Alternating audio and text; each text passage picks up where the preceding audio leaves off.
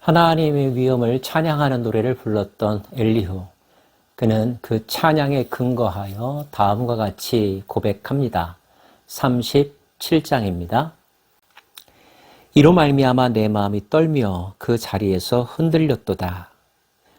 여기서 이로 말미암아라고 하는 것은 하나님의 위엄과 그분의 전능하심, 이 세상을 통치하시는 그분의 섭리 때문에 그의 마음은 늘 떨며 또 경이로움을 느꼈다는 것이겠죠. 하나님의 음성, 곧 그의 입에서 나오는 소리를 똑똑히 들으라. 그 소리를 천하에 펼치시며 번갯불을 땅끝까지 이르게 하시고 그 후에 음성을 발하시며 그의 위엄찬 소리로 천둥을 치시며 그 음성이 들릴 때에 번개를 멈추게 아니하시느니라. 성경에 보면 하나님께서 등장하시는 장면, 천둥과 우레, 구름과 신비한 광채, 위엄과 존귀와 경이로움이 특수효과를 내는 것을 볼 수 있습니다. 그만큼 하나님은 지존하시고 또 위엄 있으신 분이라는 거겠죠? 누구나 그 앞에서 놀랄 수밖에 없고 무릎 꿇을 수 없는데 그것은 그분이 그만큼 존귀한 분이시기 때문입니다. 눈을 명하여 땅에 내리라 하시며 적은 비와 큰 비도 내리게 명하시느니라. 그가 모든 사람의 손에 표를 주시어 모든 사람이 그가 지으신 것을 알게 하려 하심이니라. 모든 사람이 그가 이 세상을 창조하셨다는 것, 또 인간을 지으셨다는 것을 알기를 원하십니다. 그래서 때로 하나님은 사람들이 놀랄 만한 모습으로 그분의 위엄을 나타내신다는 거죠. 단지 놀래키기 위해서가 아니라 하나님의 존재를 그들로 하여금 깨닫게 하기 위해서 그분을 경외하는 것, 그 목적을 가지고 계시다는 것을 강조하고 있습니다. 욥이여, 이것을 듣고 가만히 서서 하나님의 오묘한 일을 깨달으라. 하나님이 이런 것들에 명령하셔서 그 구름의 번개로 번쩍거리게 하시는 것을 그대는 아느냐? 그대는 겹겹이 쌓인 구름과 완전한 지식의 경이로움을 아느냐? 땅이 고요할 때 남풍으로 말미암아 그대의 의복이 따뜻한 까닭을 그대가 아느냐? 그대는 그를 도와 구름장들을 두들겨 넓게 만들어 녹여 부어 만든 거울같이 단단하게 할 수 있느냐? 하나님의 지식의 넓이와 깊이와 높이를 제대로 알고 있느냐? 그분이 하신 일들, 그 일들이 얼마나 엄청나고 위대한 일인지 진정 알고 있느냐? 반복하여 물어보고 있습니다. 처음에는 욥도 알았다고 대답하고 싶었겠죠. 나는 하나님을 다 안다. 그런데 계속하여 반복해서 정말로 아느냐? 어디까지 아느냐? 라고 묻는다면 누구나 고민하지 않을 수가 없을 것입니다. 다 안다고 말하는 것이 얼마나 무모하고 교만한지를 스스로도 느끼기 때문이죠. 우리는 얼마만큼 하나님을 알 수 있을까요? 여러분의 생각만큼? 그러나 여러분의 생각 너머에도 하나님은 존재하시고 그분의 능력은 활동하고 계신답니다. 한평생 살아가면서 하나님을 전혀 경험하지 못하는 사람도 많고요. 경험했지만 인식하지 못하는 사람들도 많습니다. 경험했다고 하지만 지극히 일부만 경험하는 사람들도 있고요. 어느 누구도 하나님을 다 안다고 말할 수 없다는 것을 엘리후는 말하고 싶은 것입니다. 게다가 인간이 하나님의 일에 동참하여 하나님을 이롭게 할 수 있느냐? 결코 그럴 수 없다는 거죠. 어떻게 인간이 하나님을 이롭게 합니까? 하나님이 인간을 이롭게 하시는 거죠. 인간이 하나님을 만든 것이 아니라 하나님이 인간을 창조하시는 것입니다.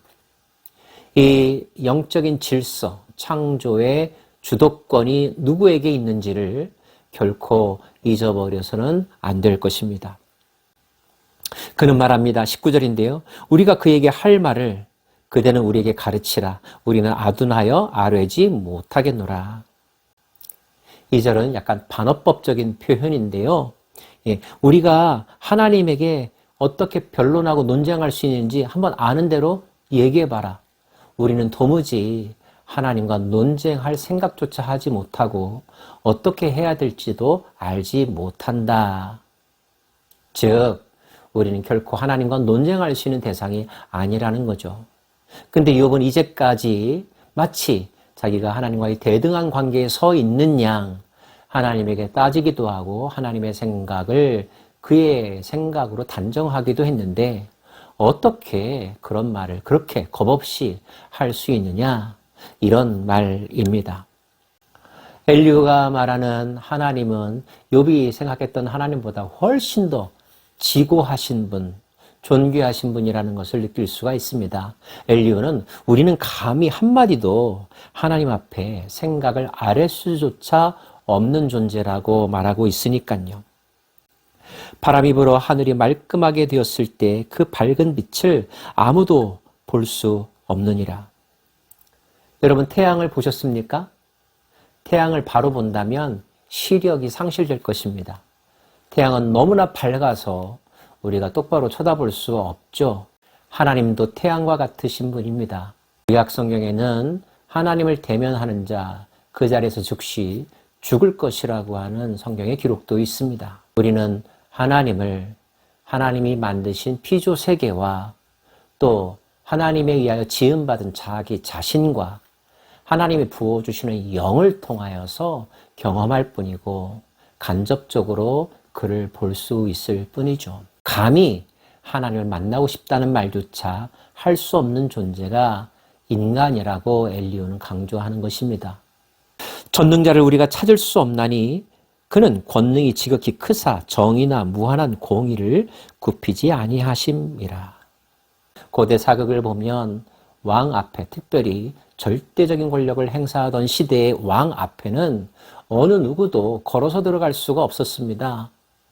엉금엉금 기어서, 그리고 그 고개를 들 수조차 없었죠. 감히 임금의 얼굴을 본다는 것은 죽음을 의미하는 것이니까요. 엘리후에게 있어서 하나님은 그러한 분이었고 모든 인간들은 하나님을 그렇게 생각해야 된다고 말하고 있습니다. 24절입니다. 그러므로 사람들은 그를 경외하고, 그렇다면 인간이 할 수 있는 것은 무엇일까요? 하나님과 논쟁하는 것이 아니라 하나님을 경외하는 것, 두렵고 떨리는 마음으로 하나님을 우러러보는 것, 이것뿐이라는 것입니다. 하나님은 스스로 지혜롭다 하는 모든 자를 무시하시느니라. 거들떠보지도 않으신다. 오히려 하나님의 방법으로 그를 낮추시고 그로 하여금 자신의 무지함을 깨닫게 하실 뿐이다. 엘리후가 말하고자 하는 요점, 여러분 정리가 되십니까? 엘리후는 인간은 결코 하나님과 같은 존재가 될 수 없다. 하나님은 우리의 논쟁의 대상이 아니라 경외의 대상이라고 말하고 있으며 하나님이 행하시는 모든 일들, 인간에게 주시는 고난까지도 포함하여 그 일들 속에는 하나님이 계획하신 특별한 목적이 있다는 것. 그 목적은 그들로 하여금 자신의 죄를 깨닫게 하고 그 길에서 돌아오게 하는 것, 하나님의 존재를 인정하고 하나님을 예배하는 자의 삶을 살도록 회복시키는 것. 이것이 인간에게 주시는 고난의 이유이라고 말하고 있습니다.